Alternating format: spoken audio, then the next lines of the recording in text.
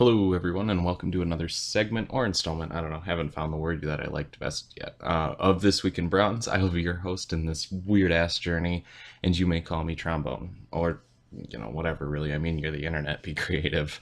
Anyway, today we're going to be talking about a topic that I literally thought of this week while driving home from work. That topic: what's really holding back Pro League from being as popular as traditional sports? And the answer I've come up with, in my opinion, is quite simple: alcohol. Now, at this point, you're thinking, Trumbo, you're freaking insane. At the same time, I'm thinking, why don't I have a fulfilling life? But then I snap myself out of that train of thought because it's a slippery slope, my friends, and begin to explain my out there theory. But here's something for you. I mean, Bud Light is a sponsor of the NFL. And for my nerd friends out there that really need to get out just a little bit more, that's pro football, American football. But on that note, Budweiser also has been or is sponsoring FIFA. Ever heard of that one? Also, the Buds are in deals sponsoring both pro baseball and basketball. In addition to many other brands marketing through individual teams in sports or just other sports in general, beer brands, by the way. Money-wise, they have such a heavy influence, so why does that put Pro League of Legends at such a disadvantage in terms of growth and competing for a spot at the traditional sports table? Now, for this question, we're going to get crazy theoretical. First, we need to think about the marketing base for most alcohol. Younger people, who tend to be a large market for alcohol, as younger people tend to drink more than older people, typically. Now, video games also being a younger man's game, no pun intended, should mean that alcohol advertising and sponsorships should fit right in. But why aren't they? Now, this can get super complex, but I want to put it into a twofold explanation. Young, from a marketing standpoint, goes all the way to 49. And I think, too, that LCS and other pro leagues are too prudy for alcohol sponsors. I mean, which I completely understand. If you're marketing to anyone from 13, 12, I'd say maybe 13 because there's violence in league. But when you're marketing from that all the way up to whoever still wants to play your game, alcohol consumption, they want to, or are regulated to, start advertising to 21-year-olds and up.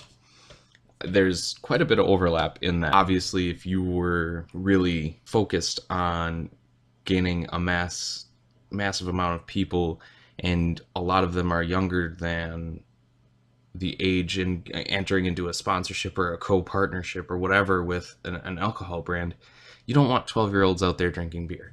I mean, I think that's something that most of us can agree on. I can also agree that most of us have probably had some beer before we were 21, but that's not the point. The point is you don't want to actively sell to those people. That's how addictions are caused. That's how alcoholism is caused. And those are bad. And I completely understand why some of these pro game leagues are a little bit above accepting sponsorships or money from big alcohol, which isn't an industry. I don't know, maybe I don't think they coined it as big alcohol, but anyway. So I get that. I get why they wouldn't, but I do think when you look at all the other sports who literally children play, literally, like there are so many youth leagues for soccer, baseball, football. The list goes on, and when you also have something and you put children's role models on stage for everyone to see, and these in the traditional sports market, and you're also putting those children potentially in front of many alcohol ads, you're also sending that same message. Now, why the traditional sports market has a tendency to have more comfort in doing that, where pro leagues really don't want to, I don't know. However, I get their move, and that really why or how we're marketing alcohol should probably be a whole new discussion in general. However, that's not the point. What we're going to do is really get a little weird with this and then dive into the conclusion and what that means for competitive league as a whole. So, let's take a look at sports that are sponsored by beer. I sell beer. I mean, right? So think about how you are when you're drinking beer, right?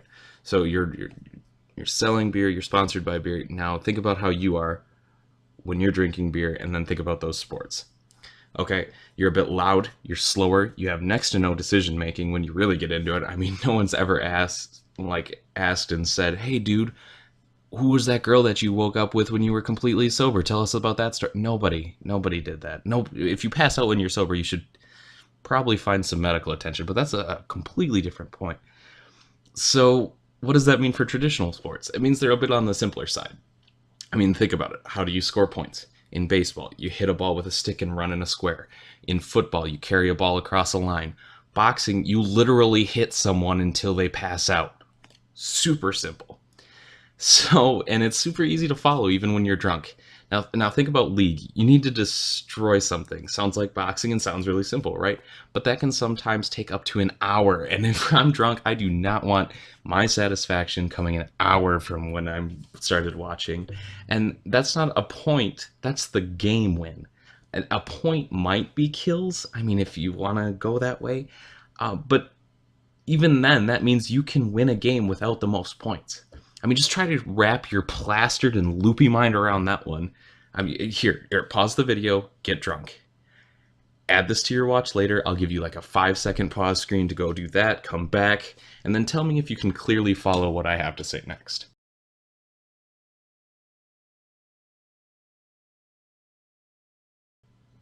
Okay, you're back, and maybe you're drunk. Either way, tell me if you can explain the intricacies of a tower dive. All of the risk reward if you have enough players, if one of them can tank, if one of them has enough damage or lockdown to shut out and kill that enemy champion. Now, does that enemy champion also have enough lockdown to kill one of the divers? Now, that's just the intricacies of a tower dive. That's something that even us bronze-ass trash understand, okay? Now, think about the intricacies of wave pressure around the top side and mid to safely take a Rift Herald. Or why that same wave pressure sometimes leads Koreans to make a lane swap and send their bot side to the top side so that way they can have a numbers advantage or just a wave push advantage when taking the Rift Herald. Not to mention all the other things that you as a viewer have to think about simply as a viewer of this sport. There's just too much, and even if you break it down, you're still going to confuse the shit out of your drunk dad that's watching football when you're trying to explain League to him. So I think, in essence, those are some big reasons that League will never break the traditional sports ceiling and become like a traditional sport that Riot so desperately wants. And I can't blame Riot. There's no space where I can levy something that Riot could do better and still make business sense for them and become a competitive sport in the sports scene. But I honestly think the only thing that they could do is probably try to rack up enough sponsors, buy some time on a lesser cable TV channel, and then buy up ad space like crazy on the major ones and see how many people you can really grow your fan base to. Now, for those of you that did go get drunk, here's some stories for you. Take these intoxicated, patriotic people, feel bad for these teams that can destroy all the American teams. All these American teams are winning. They're awesome. America, yeah! I mean, that was for those of you that were drunk because the part before that wasn't for you, but I still got you guys in mind. Okay? And now I'm not saying we demonize a group of people, but all these good, hardworking, upstanding American teams go over to an international event that we host in America, and they get beat by Korea. Can you believe that? Now, drunk people, stop listening. Now, I'm not really suggesting that we should demonize a group of people, but they're drunk and probably can't tell the difference between North and South Korea. So maybe just nudge them in the right direction. You know, put a lot of fan support in trying to beat Korea, you know, just maybe say un accidentally or something, I don't know.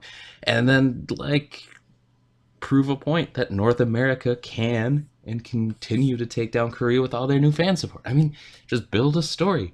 Does it have to be cohesive? No. Does it have to make sense? No, because they're drunk. All right, drunk people, come on back in.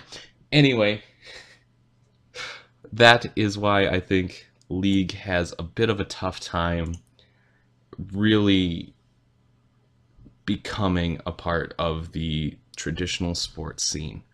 And yeah, I think it's a systematic problem with our society right now. I think a large part of it does actually genuinely have to do with alcohol and advertisements and what sponsorships for those sports mean and what it means to drink at one of these events. So yeah, that's my view. Agree with it, disagree. It's a conversation. Let me know what you think in the comments. I appreciate you watching this whole harebrained half a whatever, just thank you. I appreciate it. I'm sorry that This Week in Bronze hasn't come out, and I don't think What's Next for 713 is going to come out, because I did cover Honor, and I feel like that was the big one. There wasn't anything else too big. Maybe we'll do we'll talk about the champion, new champion coming out in a What's Next. We'll see. But anyway, guys, thank you so much for watching. I really do appreciate it. And until I make my next video, have a good one.